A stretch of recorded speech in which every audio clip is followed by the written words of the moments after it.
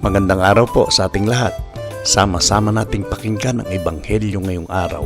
Naway magbigay ito ng liwanag at pag-asa sa ating buhay. Ang mabuting balita ng Panginoon ayon kay San Mateo.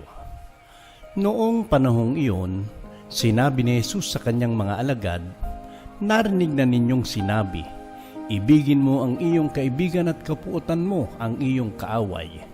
Ngunit ito naman ang sabi ko, ibigin ninyo ang inyong mga kaaway at idalangin ninyo ang mga umuusig sa inyo upang kayo'y maging tunay na anak ng inyong amang nasa langit.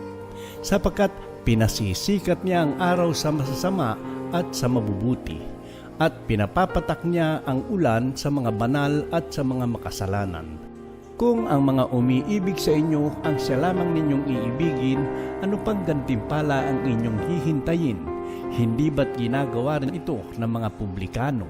At kung ang binabati lamang ninyo'y ang inyong mga kapatid, ano ang nagawa ninyong higit kaysa iba? Ginagawa rin iyon ng mga hentil. Kaya dapat kayong maging ganap gaya ng inyong amang nasa langit."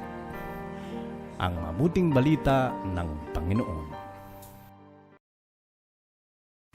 Mapagpalang araw ng Martes po sa ating lahat.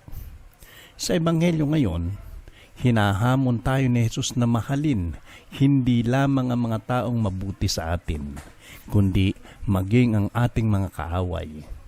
Madaling magmahal kapag tayo ay minamahal at pinahalagahan. Ngunit mahirap magmahal kapag tayo ay nasasaktan, napagkakaitan o napagkakamalan.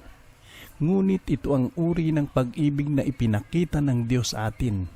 Hindi niya hinintay na maging perpekto tayo bago tayo niya mahalin.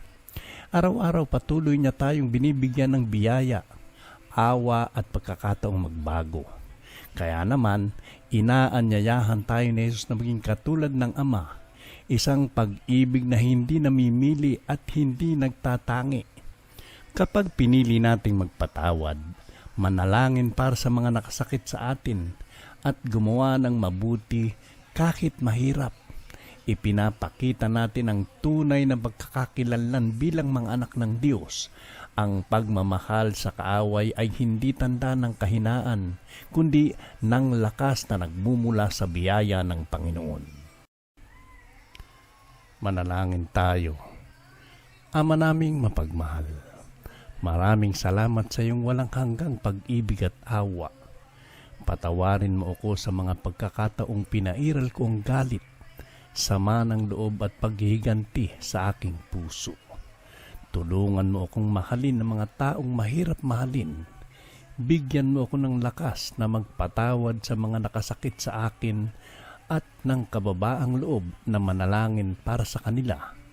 Linisin mo ang aking puso upang mapuno ito ng iyong pag-ibig at kapayapaan.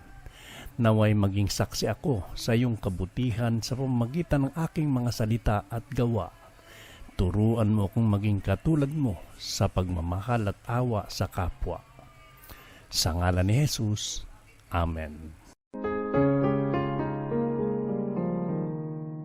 Ang tunay na pag-ibig ay nasusukat hindi sa kung paano natin mahalin ang mga nagmamahal sa atin, kundi sa kung paano natin tratuhin ang mga taong mahirap mahalin. Sa biyaya ng Diyos, piliin nating magmahal, magpatawad at magpakita ng awa, sapagkat dito natin nakikita ang puso ng isang tunay na alagad ni Kristo.